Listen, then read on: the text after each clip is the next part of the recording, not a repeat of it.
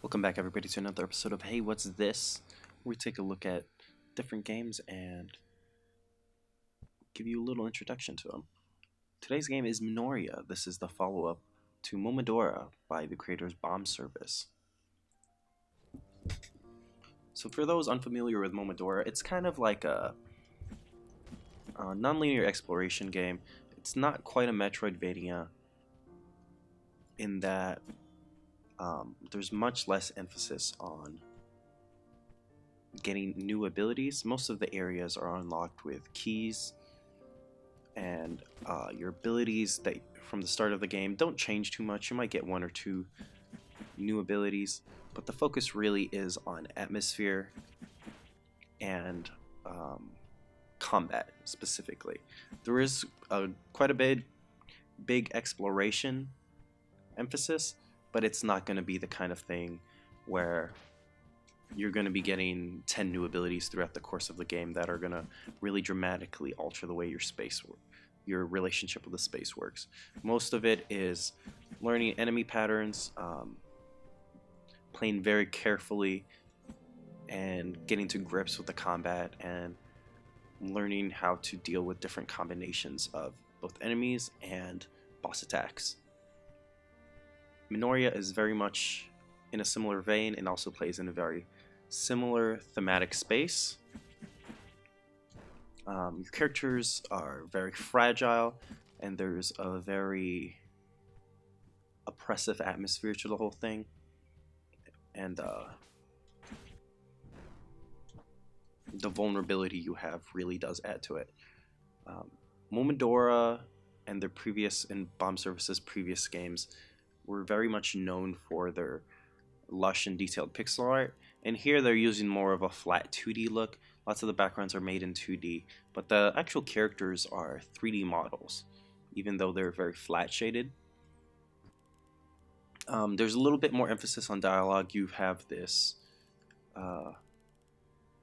companion character who really does a lot of the speaking and interacting, and gives you ways to think about and interact with the themes of the game. Basically, the setting is you are a nun, a combat nun, if you will, and you are hunting down witches who are heretical figures who need to be eliminated and have been, killing a lot of people and causing a lot of bad things to happen. But there is definitely an element of oppressive church policies that definitely seem to be not quite on the up and up, and very dogmatic about how they interact with people and force religion on people. I'm a couple hours into this game. This is the beginning of the game, but my personal slot's a little bit farther. As of now, I don't know exactly how far they're gonna go with it. It definitely feels like you're doing a distasteful job from what I can gather so far. You definitely don't feel good about your interactions, and there's definitely this zeal and dogmatism that makes what you're doing uncomfortable, and I think that is intentionally so. It is definitely, when they say witches, it is definitely a witch hunt situation.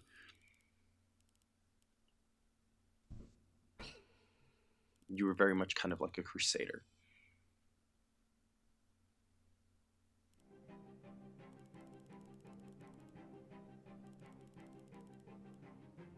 So one of the new things that they've added previously from the combat system of Momodora, which this is very similar to, is there was very much a emphasis on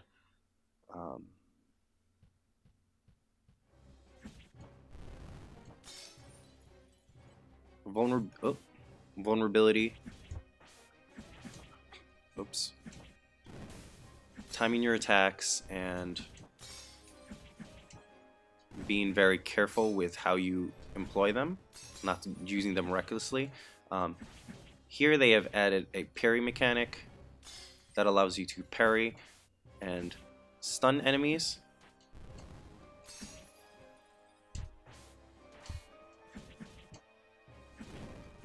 As you can see, there's a yellow bar above this boss, and as you attack them, that bar will build up, and it fills up completely. It'll bring them into a stun state. My big thing for this game is that while the feedback that you might get from engaging with it is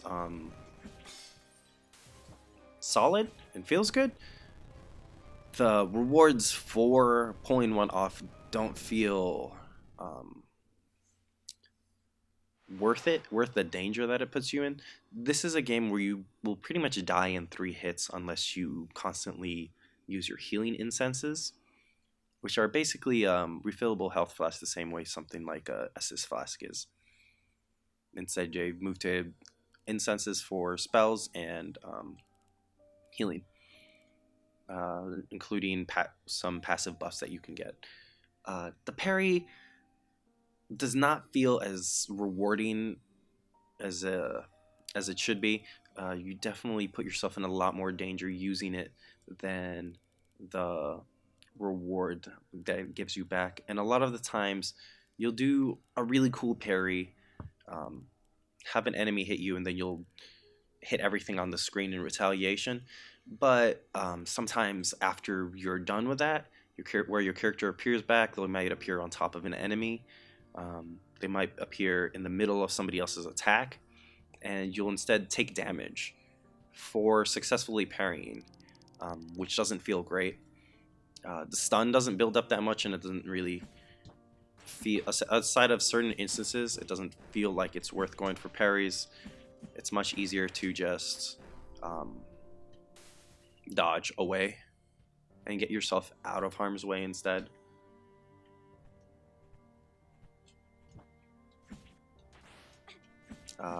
The timing window is also very tight, so you can kind of see that's the kind of thing that happens if you pull off a parry.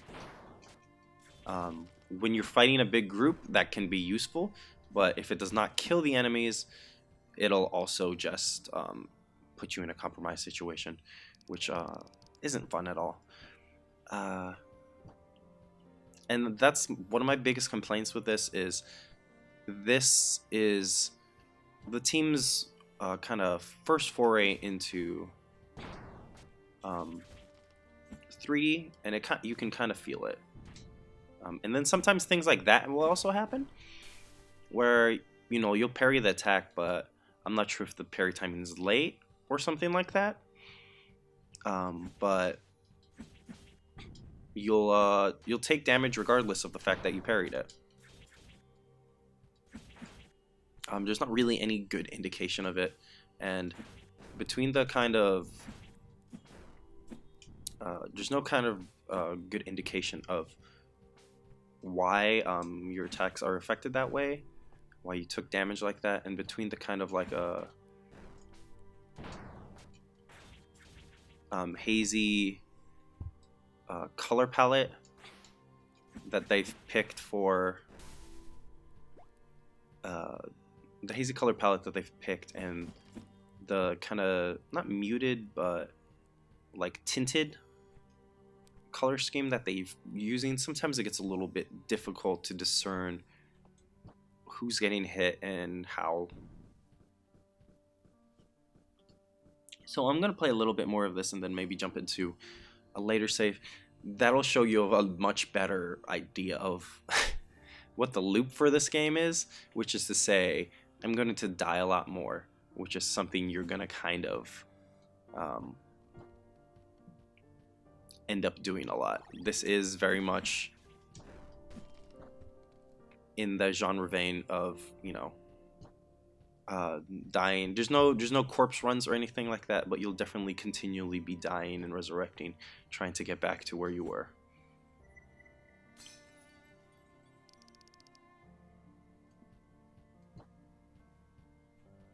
But yeah, as much as I do like aspects of it, the feedback still is as good as Momodora felt. The action in general is generally pretty solid. this game suffers kind of from a lack of variety and a lack of alternate pathways to go to and places to explore when you have exhausted your options. So generally you just need to get a key, um, and then you'll have to find the 3 specific pathways to, you know, reach the next area or something like that. As much as there is an emphasis on exploration, there isn't as much to explore, and you just end up kind of doing a lot of combat repeatedly throughout the game. And there's not kind of the variety to sustain that, in my opinion. And the a lot of the things that it's attempting to do don't land quite as successfully as they did in Momodora, even though that was, which is, you know, partially because of this is a little bit more of an ambitious game, for sure, in terms of what it's trying to tell a story with and kind of the combat it's playing with, but it doesn't always. Momodora is very minimal, and this doesn't always feel like it lands quite as much with the additional elements. You know, it's definitely like Momodora was kind of the Reverie Under Moonlight, which people were introduced to the series with, including myself. Very much is a series. Reverie Under the Moonlight is the 4th one, and you can kind of tell the series went through a lot of refinement to get to that point. And this is kind of the start of a new thing. Still a very similar vein, but you know, this is their first attempt, and it has some of the kind of markings of that. It feels like a sophomore effort, even though this isn't their 2nd game, right? But generally, the writing is decent. It feels evocative, but it never quite I don't feel quite invested in the characters. I'm curious about the world. I'm curious specifically about the villains and kind of their outlook. And you get a little bit of that through archives and things like that. But they don't,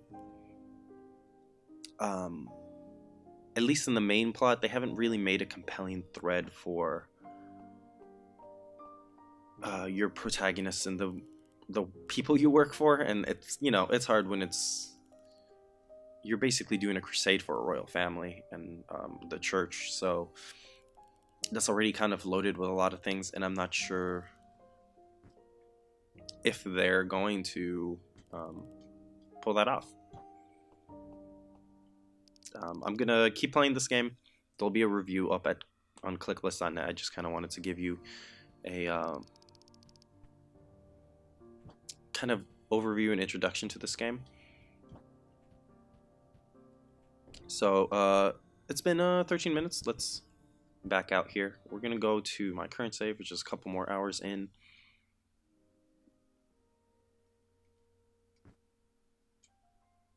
And we're gonna kind of see, whoa,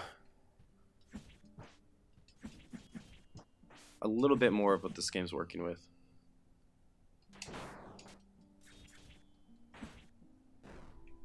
You can kind of see there's a pretty spacious layout. Let's go to the map here. Just quite a few different parts. Right now, what I'm currently doing is I'm trying to get to the last crystal that is creating a magical impediment to my journey, let's say. And worth noting is that I have a couple different incenses here, as well as a new weapon. This one I actually got for having a Momodora save data. You get one that does pretty much the same thing. It basically gives you a little aerial attack that lets you get a little bit more height and access a few new areas. Not terribly exciting as far as movement goes, but you know, it's there. It also gives you this new attack, which is useful for clearing out groups. There's a decent amount of boss fights, and they definitely the highlight, but there's also just fights like this where they kind of lock you in a room with normal enemies, which feel like boss fights onto themselves because of how much damage you can take. There's a leveling up system, uh, but I don't know really how much it helps. Like, it definitely feels like I have more health now, but the level of damage enemies are doing and stuff like that doesn't make the leveling up feel particularly useful. It's definitely not a game that you're going to be able to um, brute force your way through by grinding.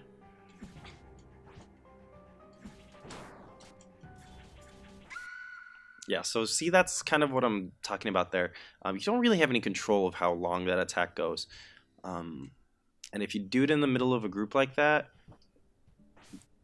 when you, the parry rather, uh, it can just put you in trouble and end you pretty quickly. This is, again, a game that you only could take 2 or 3 hits if you don't heal. So if the enemy's not dead by the end of it, it's tough luck. You're probably going to take a hit, which is uh, really frustrating in a game that's so strict about how much damage you can get, and is generally pretty clean about giving you ways to avoid the damage otherwise. And that's one of the big main mechanics that they've added to here. And it feels sloppy in a way the rest of the game isn't. The rest of the game is very put together, very clean, not just the art style and the writing but the combat as well. Um, there's a buffer on your attacks. Oops. Sorry, I changed the control scheme uh, previously to play on a different controller, and I'm going back to defaults. So I got a little confused there. But yeah, you can see there's a couple different instances just to show it off again. There's one, shoots a dragon, one that can rain swords, and those are pretty useful and very necessary for getting through some of these battles. But a lot of this game is just going to be this, trying a battle a couple times. That feels like it should be easy, but the margin of error is so small that it's easy to kind of like that roll. I rolled from right here instead of right here, so I rolled and ended up in the enemy instead of on the other side of it. Little small positioning things like that can really undo you and make it a little like sometimes I just end up wishing I had like a little bit more distance on a certain attack or something like that. Okay, that was a little early.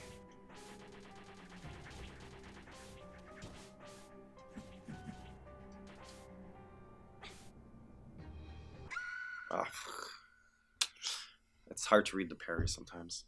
But this has been most of my playtime, and this will be most of your playtime, just kind of learning the timings on stuff and trying not to panic when there's 4 of them in a group trying to attack you.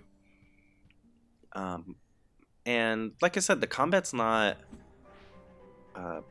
particularly varied. It's not particularly expressive in any way either. It feels good. The feedback's solid. The loop of attacking and dodging is good. And it's been, good enough for me to play for several hours. But it is frustrating when you get stuck into an area like this. And you get into that classic Souls-esque loop of dying repeatedly to something that should be easy because of the fatigue.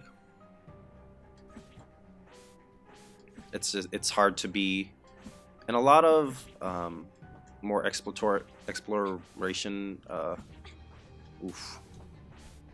heavy platformers, like the ones that play more in the Metroidvania kind of realm.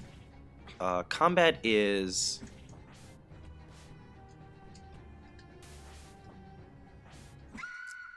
intentionally very transitory. It's fast. It does not take a long time to do. It's generally also another way for them to emphasize your increase in power, because as you get better tools, you'll be able to run through enemies faster and traverse the space faster. Um, any hostiles, kind of are defeated easily. This game, same as you know, for all the Souls comparisons, I think it's really as much as I tire of Souls comparisons. Like I think this game is very intentionally kind of evoking similar feelings. These are the basic enemies you saw earlier. They're doing the same things, but throughout the whole game, they will still be able to kill you in one or two shots. Uh, if you get hit, it's very much a game that demands perfection from you. And that does work to a degree thematically. It feels appropriate for the space and world that they've created.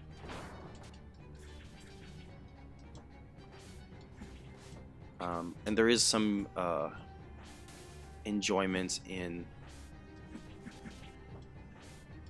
doing the classic dodge through the enemy onto the other side and hit them from the back, things like that. But it is very frustrating to be stuck in that constant loop.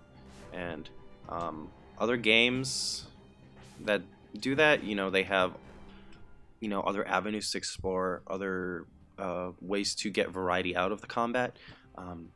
Minoria doesn't.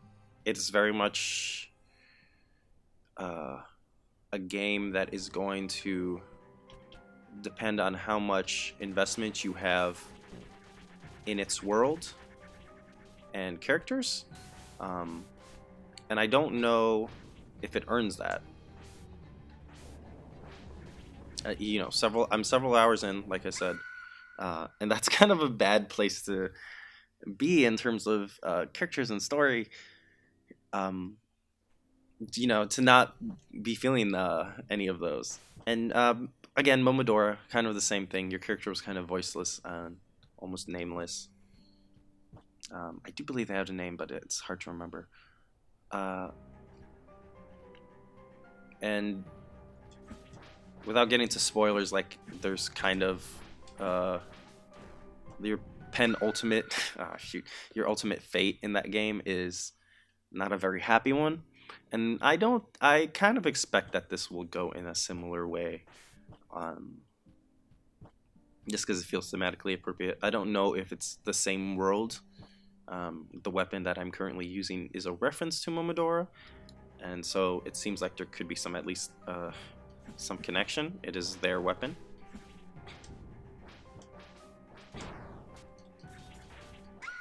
Yeah, yikes. So I don't know if you're supposed to parry. It's hard to tell where that parry is supposed to go. I'm going to try a couple more times, but like I said, this is, you can spend an hour or two on just doing this repeatedly. I've already spent kind of an hour trying to get this section down and trying different tactics and stuff like that.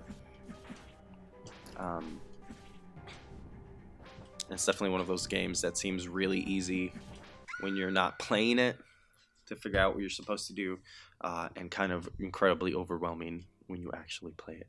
So we'll give this a couple more tries. I'm gonna try to get through this, but if I don't, I don't.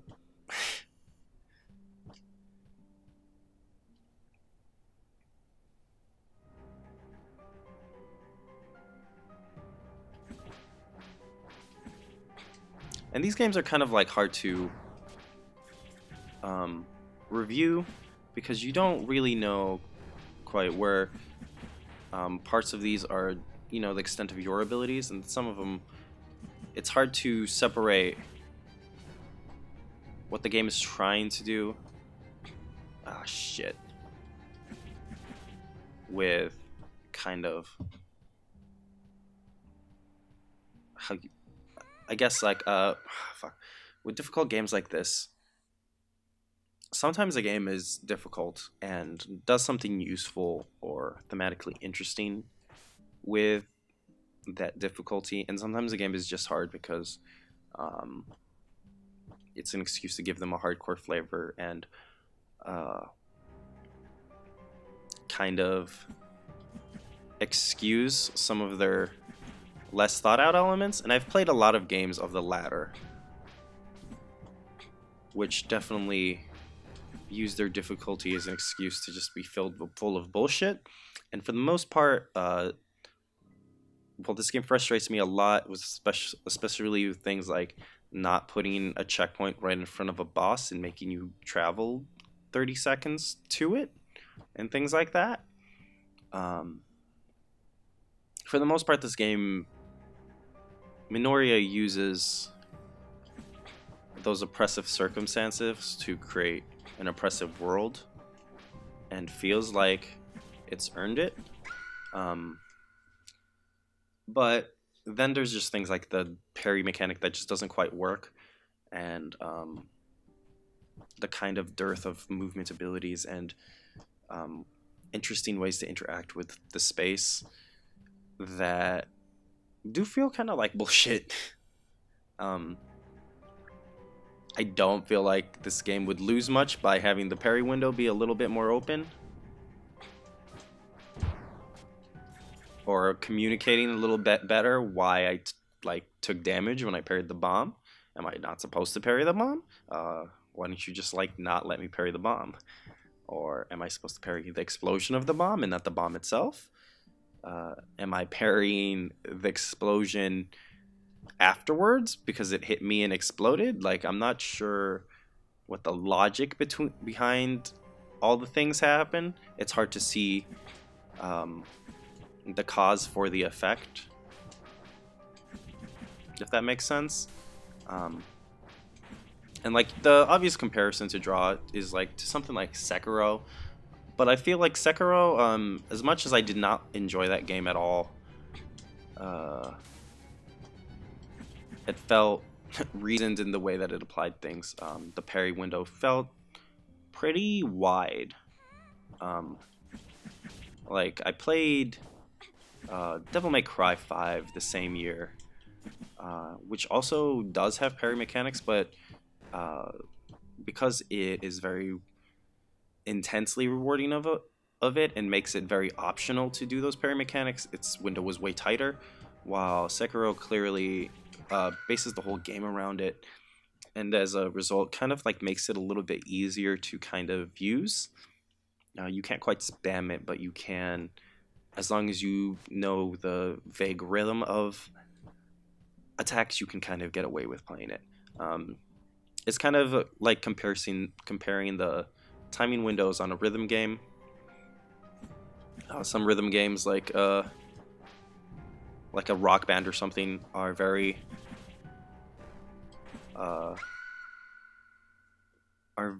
welcoming to players in that they allow very wide timing windows for hitting a note. And then some of them are like DJ Max, where you can hit every single note and still fail because you did not hit them precise enough and you got a failure grade.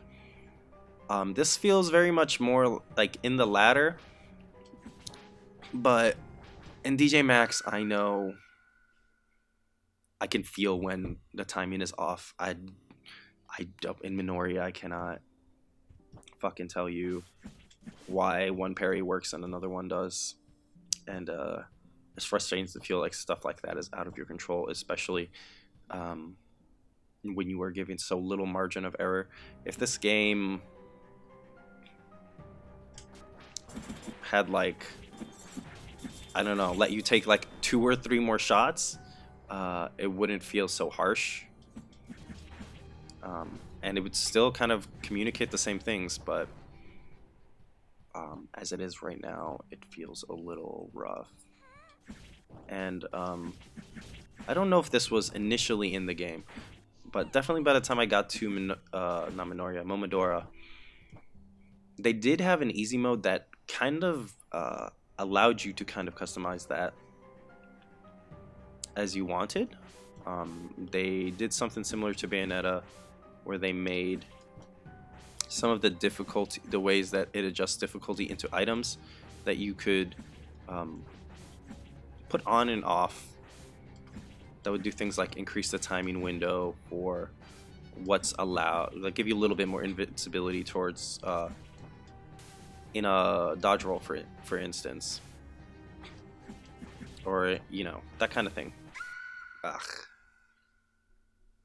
Um, which helped a lot because you could kind of just adjust it as you went through the game, and you could get rid of that additional dodge roll and vulnerability if you wanted to slot in something else, because it would take up a slot on your item, your equipment slots.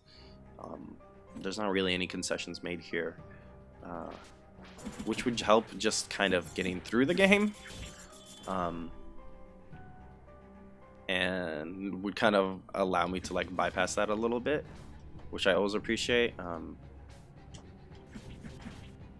So instead, you're kind of just stuck being a little frustrated, more than a little frustrated on,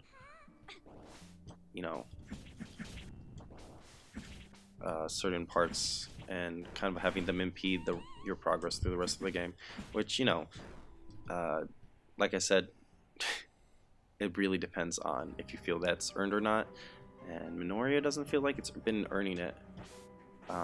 If I sound like pretty negative on the game, it's because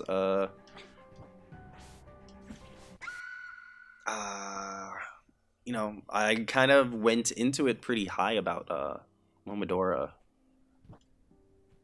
and maybe I expected a lot from it, and it really didn't provide some of the same things, and just like a lot of different small things. I don't like the character designs as much in this game.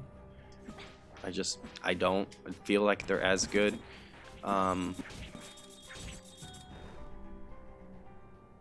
Maybe because not that Momodora wasn't horny, but it does feel like there's a little bit more touch of horny in this game, which feels really weird and out of place in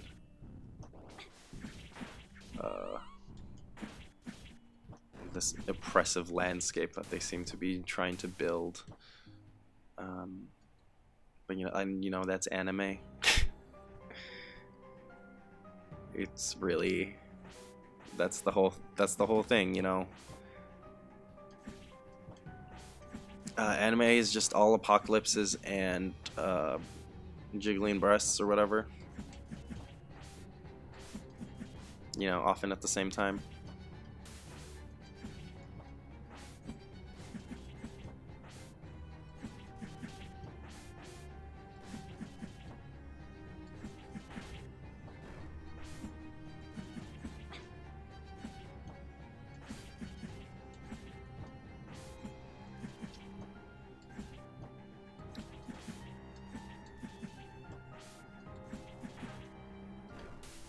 Alright, so we'll give this another try or two, and then we'll just kind of call it.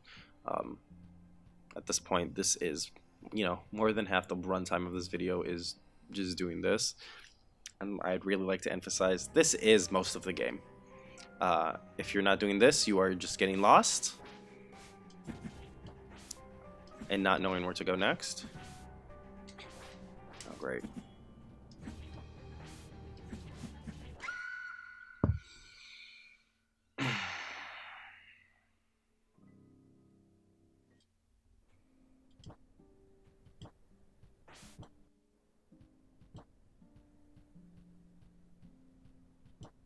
And by failing like this many times in a row, there's kind of a you kind of open yourself up to the criticism of, this motherfucker doesn't know how to play the game, therefore their opinions are all invalid. But I genuinely believe this is what the average player is going to feel. I feel pretty average about my skills. I pick up things a little bit faster than I think most people will. But I feel like this is going to be the average player's experience. And things are a little different when you don't have to review a game, when you're not kind of on a time crunch and when you're not trying to hit an embargo.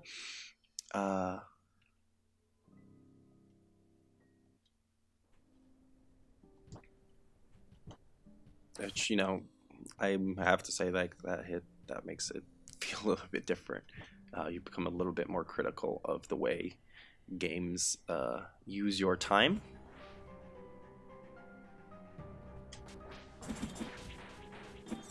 And, you know, things that subsequently waste it, that other people, you know, that don't have 6 reviews to do would kind of be a little bit more happy to write off. Come on, seriously.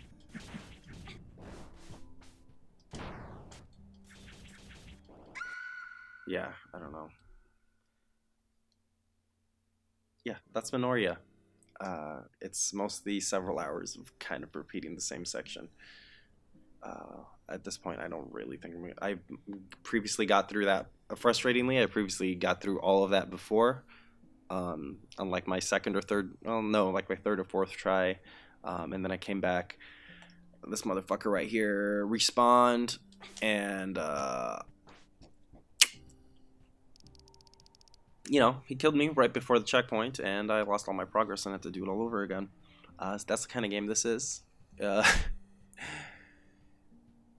You know, if you like the look of this game, if you like what you've seen of the world, and if you think that you would enjoy the combat, despite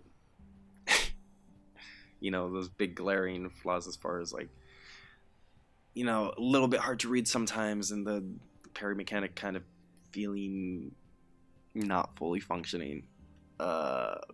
There's definitely things to dig into this game. It's just really a very slow burn that rewards you very slowly. It's a game that will probably take you, I don't know, 20 hours to see the bulk of, to see all of, and to kind of dig into, is my guess.